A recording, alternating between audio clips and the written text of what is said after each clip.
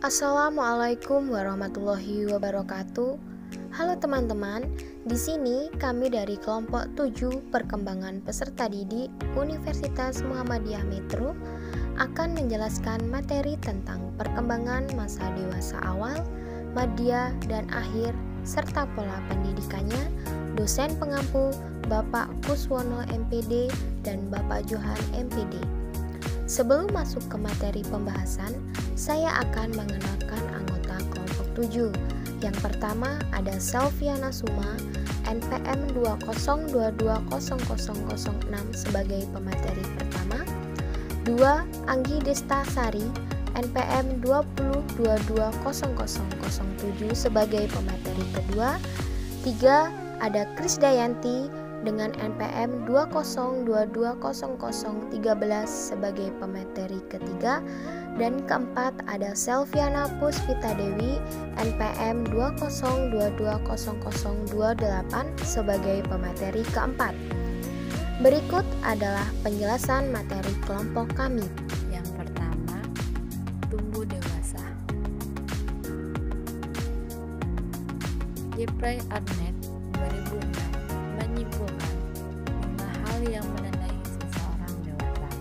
Yang pertama, fokus diri, usia dengan segala kemungkinan, merasa di tengah-tengah, ketidakstabilan, pencarian identitas. Yang kedua, perkembangan fisik pada masa dewasa. Perubahan fisik pada masa dewasa awal.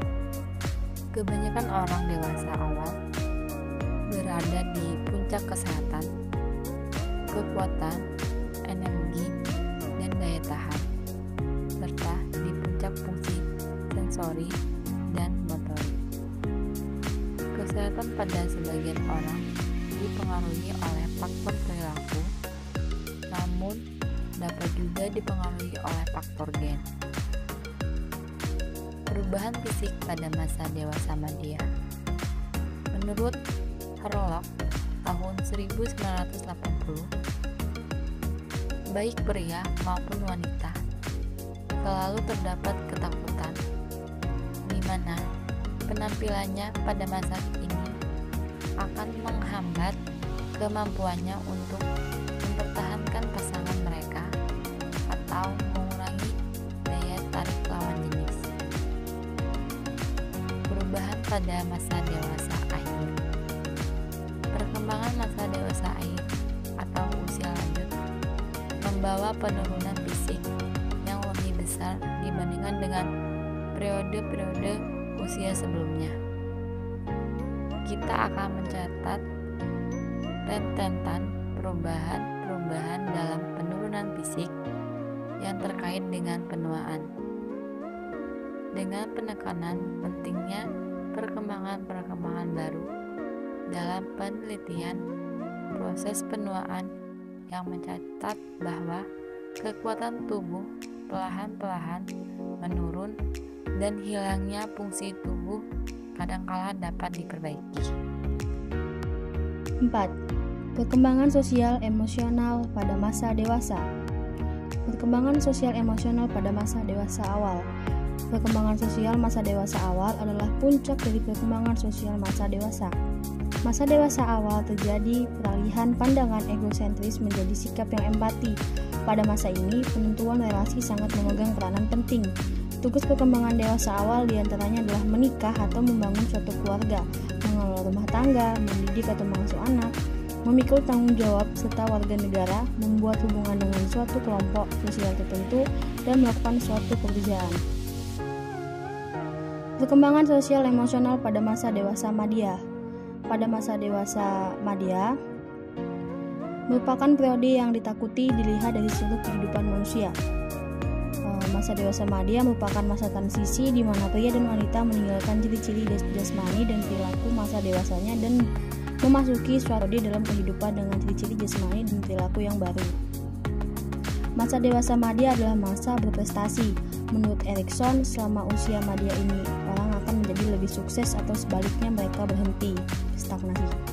Pada masa dewasa madya ini, perhatian terhadap agama lebih besar dibandingkan dengan masa sebelumnya. Dan kadang-kadang, minat dan perhatiannya terhadap agama ini dilandasi kebutuhan pribadi dan sosial. Perkembangan sosial emosional pada masa dewasa akhir. Memasuki masa tua, sebagian besar lanjut usia kurang siap menghadapi dan menyikapi masa tua tersebut, sehingga menyebabkan para lanjut usia kurang dapat menyesuaikan diri dan memecahkan masalah yang dihadapi. Widya Stuti 2000. Munculnya rasa tersisih tidak dibutuhkan lagi. Ketidakikhlasan menerima kenyataan baru seperti penyakit yang tidak kunjung sembuh, kematian pasangan merupakan sebagian kecil dari keseluruhan perasaan yang tidak enak yang sudah dihadapi lanjut usia. Perkembangan kognitif pada masa dewasa. Kondisi pada masa dewasa awal.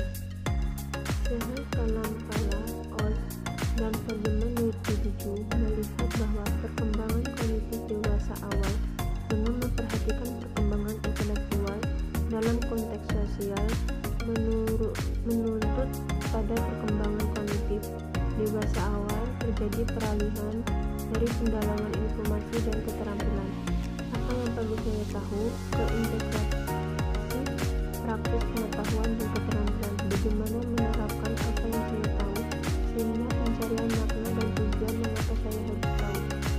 Kognisi pada masa dewasa madya. Pada tahap ini, perkembangan intelektual dewasa sudah mencapai titik akhir puncaknya, yang sama dengan perkembangan tahap sebelumnya.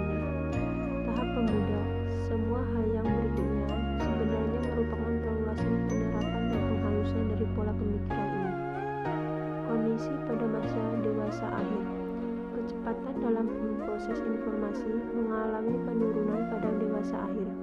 Selain itu, orang-orang dewasa lanjut kurang mampu mengeluarkan kembali informasi yang telah disimpan dalam ingatannya. Kecepatan memproses informasi secara pelan-pelan memang akan mengalami penurunan pada masa dewasa akhir.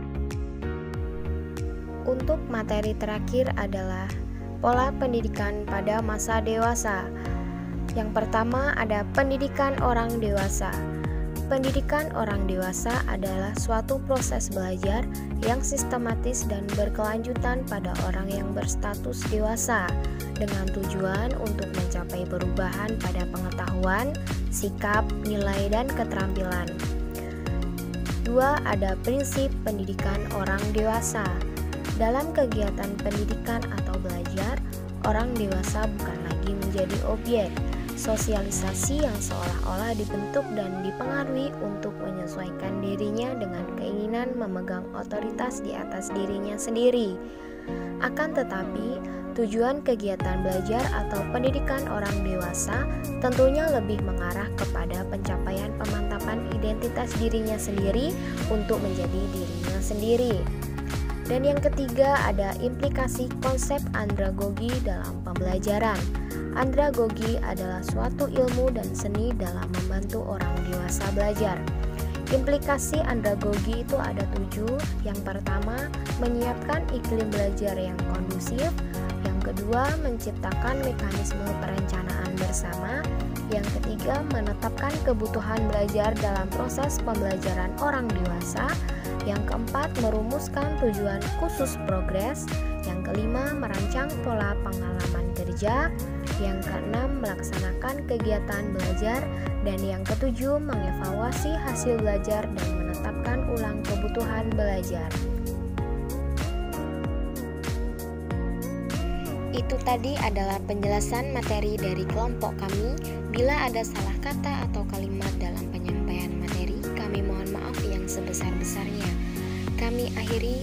Wassalamualaikum warahmatullahi wabarakatuh.